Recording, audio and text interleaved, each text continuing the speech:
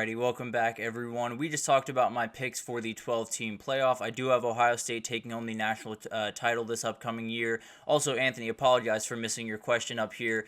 I just think Oregon is a little bit more of a complete team, specifically on the defensive side of the ball. I think when you get to that time of year, you're going to have to be rotating a ton of guys in and out of that thing, and I just feel the depth at the defensive line and the back end of that defense for Oregon is just a little bit stronger than Miami. So that's really the big time reason that I have them kind of winning that game, and it'll be really, really fun to watch that. No doubt about that. There's definitely will be a really, really fun thing. Cam Ward against Miami is going to be very interesting. It's one of those big time questions. He's walking into an atmosphere that is a little bit different than one he's been playing in before. Frankly, I think this is going to be really, really fun game. Very, very close. I don't necessarily think it's going to be all that high scoring, so I don't necessarily think Cam Ward's going to light up the scoreboard, but I think he's going to do plenty, and it'll be a really, really fun game. Haven't necessarily made my final pick on that game yet, but it'll be really fun to watch that one unfold. But let's get into my Heisman pick, my Biletnikoff pick, all of the big-time picks I have for this upcoming season in terms of postseason awards, and there are quite a few to get to, so let's go ahead and jump on in, and let's talk about the offensive side of the ball first. My Biletnikoff winner is Luther Burden. I just think this was the easiest pick of the bunch, frankly. This guy is totally different. There are tons of really awesome receivers around the country, but this guy is absolutely different in every single way. I think he's going to be the top wide receiver taken in the upcoming draft, and I think he will be in Heisman contention at the end of the year. But I do think he takes home the Biletnikoff and leaves college with quite a legacy left behind him at Missouri. I do think the Doak Walker Award winner will be TreVeyon Henderson. This one's a little bit out on the limb. There's no two ways about that. I think Omarion Hampton's going to have plenty to say here as well, but I think TreVeyon Henderson is just going to be different this year. I understand Quinshon Judkins is in that lineup. I understand they're going to have to kind of split snaps from time to time, but I think this guy is going to separate himself. I think he's an absolute beast out of the backfield. I think him and Chip Kelly's offense especially is going to be a really special thing to watch, and I think he's going to be one of those guys that we look back on, some of the other seasons he's had, particularly his freshman season when he came onto the scene and absolutely went crazy pretty much immediately, but I think we're going to figure out this is a very, very special player. There's no two ways about that. Yeah, absolutely. Damian Martinez is another player that absolutely will be in this conversation, and someone that I do think this is going to be probably the biggest battle of the bunch, if I'm being totally honest. There's so many incredible running backs and so many different styles around the country that it'll be interesting to see how they go about kind of choosing this award, but I'm just betting on TreVeyon Henderson. It's a little bit of a guess that, some of the other guys around the country won't necessarily hit their ceiling, but I do think TreVeyon Henderson is just on a different level in some respects, so I'm betting on him. There are a ton of other guys that I could get to that absolutely would have a shot here, but I'll lean on TreVeyon Henderson for the time being. The Joe Moore Award goes to the best O-line in the country. This one's LSU. I feel pretty good about that. I think when you have that duo of tackles that they have, that you can make the argument are both top 3 tackles in the entire country, it's kind of hard to argue with. Will Campbell and Emory Jones are absolutely elite, and then you have Garrett Dellinger, Miles Frazier, DJ Chester, all really talented veteran guys that are absolutely going to move people. Another big-time reason that I'm so high on LSU going into this year is I think they have the quarterback, and I think when he gets to stand back there for quite some time, which he absolutely will be able to do, he's going to be able to dice some people up. At the Maxwell Award, this one's kind of interesting because it's a weird trend that's kind of been happening over the last little bit where the Heisman usually doesn't win the Maxwell. And it's kind of an interesting thing because usually the Heisman is a quarterback and the Maxwell goes to the best quarterback in the country. But I do think Dillon Gabriel will win this one. I think it'll be a battle between him and Carson Beck, but I lean Dillon Gabriel is going to be able to have that explosive offense that a lot of people love at this point in time. So I do think he's going to make the plays that need to be made, and I think I'll lean Dillon Gabriel in this fight. John Mackey Award goes to the best tight end in the country.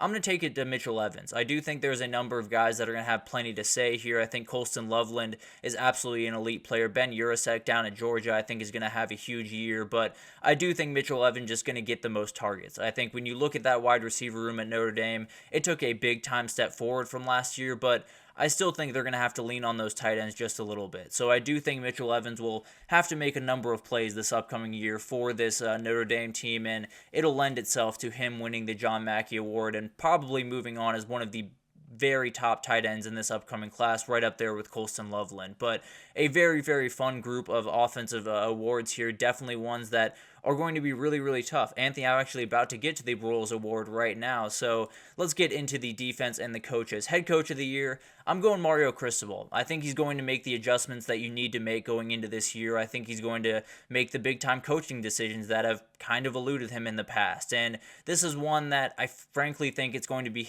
between him and Chris Kleiman, because usually when you look at the coach of the year, it's the one that kind of popped that year, or made a big time leap that year. So usually a team that made the playoff, or in the new reality, usually a team that wins their conference for the first time in quite some time.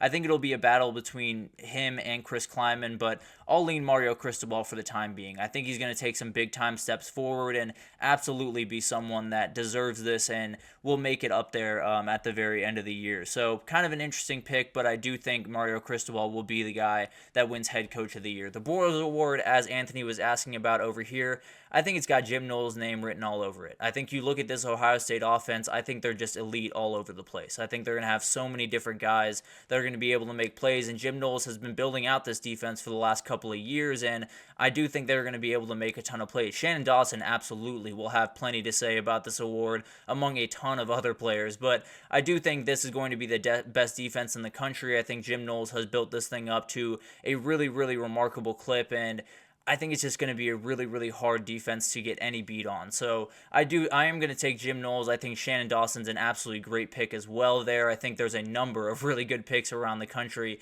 on the offensive and defensive side of the ball, but I'll go with Jim Knowles in the side of the ball that I think is going to have the biggest effect on the season, which is that Ohio State defense. And then the Jim Thorpe Award, I have Malachi Starks. I think this is going to be a battle between Caleb Downs and Malachi Starks at the end of the day, but when I look at Malachi Starks, he's a little bit more complete at this very moment. I think Caleb Downs has a higher ceiling than him. I've talked about this a number of times, but I do think this is a guy that could lead the entire nation in picks because he's that talented with the ball in the air, and absolutely someone that is going to be kind of the general of that back end. He's going to be someone that frankly needs to make more plays than Caleb Downs this upcoming year, because that back end of Georgia is just not as deep, not as, confident going into the season as that back end at Ohio State. So overall, it's somewhat, the need that they have at that position, but overall, I think this guy is just absolutely elite and will make all of the plays that you need. And then the Nagurski Award, that goes to the top defensive player in the country. I think Harold Perkins is going to make a ton of plays. I'm betting on LSU, as I've said a million times now, but I think he's going to make so many different plays this year, and I think, frankly, the only reason he wasn't as impactful last year was the usage. They put him in some not-so-great spots with that defensive staff, so I do think he's going to be able to be in better spots, rush the passer a little bit more often, and make some of the plays that Tiger fans kind of missed last year a little bit.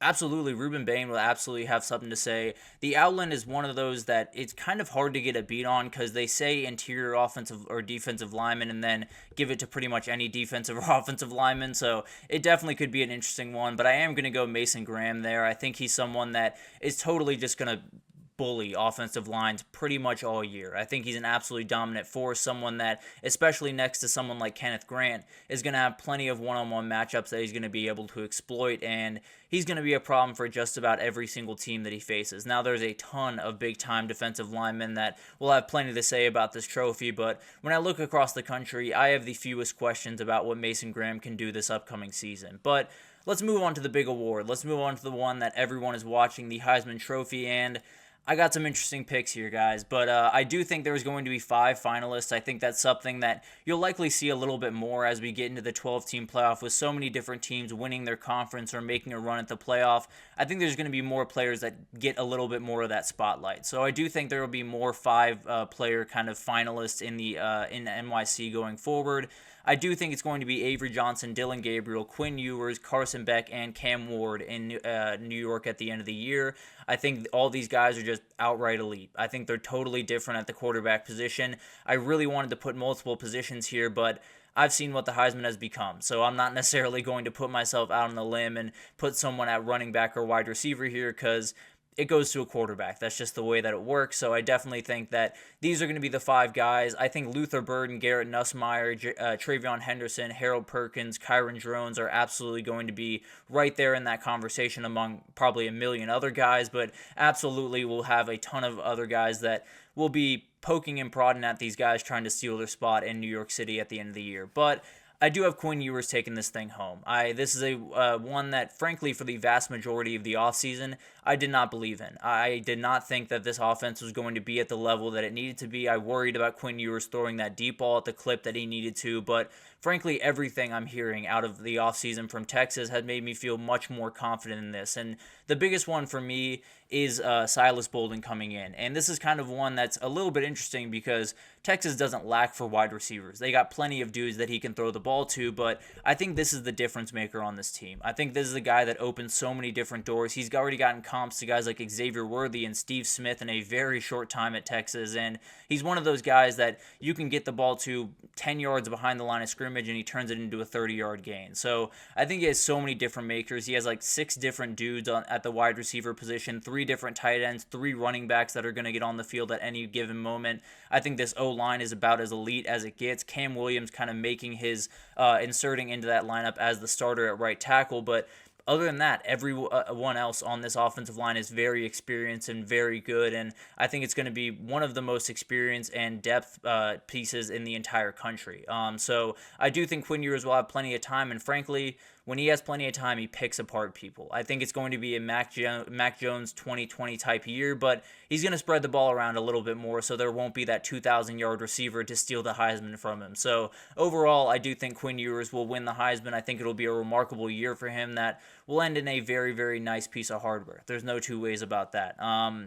I do think there's going to be a ton of things going into this year, and frankly, all of these trophies are going to be very, very hotly contested because this is a very, very deep year in college football. There's so many guys at so many different positions. Dark horse for the Biletnikoff, I think Xavier Restrepo actually would fit that, Anthony, if I'm being totally honest. Not as much of a dark horse, but I think there's not enough people talking about Xavier Restrepo right now, so absolutely would be someone that could pop up. I think Isaiah Bond has a shot there. A dark horse, if you really want to get into the weeds, I think Dorian Singer over at Utah could absolutely be someone that has a big-time pop here, leads Utah to a Big 12 title and a playoff, and absolutely can make some plays there. So a very weird year. I think all of those awards are going to be very, very hotly contested and really tough to get a beat on throughout the year, but those are my picks, and I'll stick to them, and at the end of the year, if I'm totally wrong, you're more than welcome to come back here and dunk on me. I feel more than fine saying that, but let's take our third break here, and when we come back, we're going to do a little bit of update on the fall camp. There is a million things happening around the country, but